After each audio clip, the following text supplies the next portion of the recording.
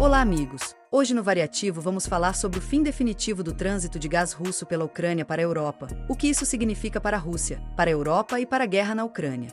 Justiça manda PF investigar israelense de férias no Brasil.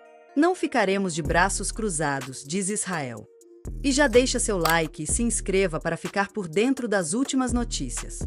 Desde os anos 1960, a Rússia usa seus gasodutos como uma ferramenta econômica e política.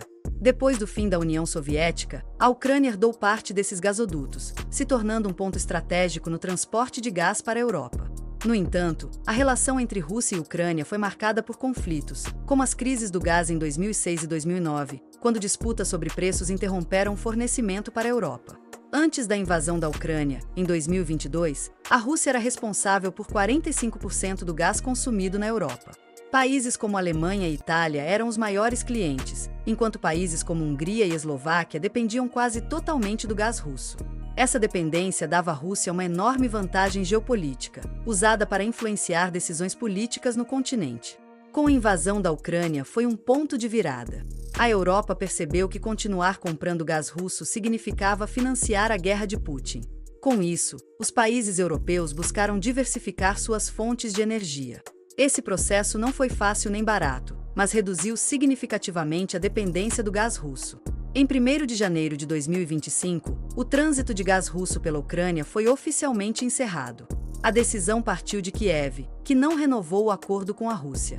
Isso marcou o fim de uma relação de mais de 60 anos e foi chamado de momento histórico pelo ministro ucraniano da Energia. O impacto dessa decisão se reflete de maneira distinta para cada lado envolvido. Para a Rússia, há uma perda financeira considerável, estimada entre 5 e 6,5 bilhões de dólares anuais em receitas provenientes do gás. Além disso, a dependência de mercados alternativos, como a China, tornou-se mais evidente, mas o país asiático exige grandes descontos para comprar o gás russo. A Rússia também perde uma de suas principais armas geopolíticas, que durante décadas foi usada para pressionar e influenciar a Europa em decisões políticas e econômicas. Por outro lado, a Europa, apesar de enfrentar desafios iniciais com o aumento dos preços de energia, conseguiu superar a crise graças a estoques robustos e à diversificação de fornecedores, como Noruega, Catar e Estados Unidos. Essa mudança garantiu maior estabilidade e, ao mesmo tempo, acelerou investimentos em energias renováveis, reduzindo gradualmente a dependência de combustíveis fósseis e aumentando a soberania energética. Já para a Ucrânia, a decisão representa um marco importante em sua luta pela independência em meio ao conflito com a Rússia. O corte de receitas russas enfraquece a capacidade de Moscou de financiar a guerra, enquanto a medida reforça simbolicamente a resistência ucraniana contra a agressão russa, mostrando determinação em se afirmar como uma nação independente e soberana. Justiça brasileira manda a Polícia Federal investigar israelense de férias no Brasil. Em 7 de outubro de 2023, o Hamas lançou um ataque devastador contra Israel, marcando o início de um conflito intenso. Vagd, sobrevivente do ataque ao Festival Supernova, foi convocado como reservista para atuar na faixa de Gaza.